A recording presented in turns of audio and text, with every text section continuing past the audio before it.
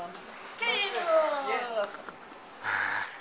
all within that same kind of context, you know. So it's just a way of making it a little bit more meaningful. The deodorant container, these guys have all been made with milk tins. And it's really amazing, you know, that found materials idea. Yeah. That you take what you've got and you make something of it.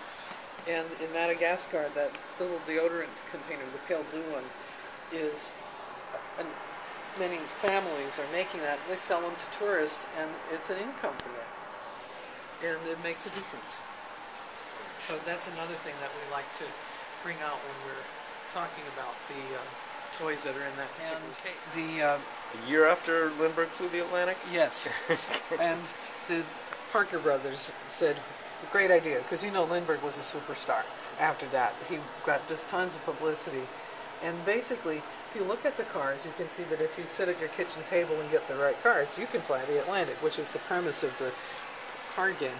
But you can see it really tells a little bit about the history of the time, because there's a new plane card, and those planes didn't fly very high at that point, so that if you crashed, you actually could walk away from a crash, and you could end up with a new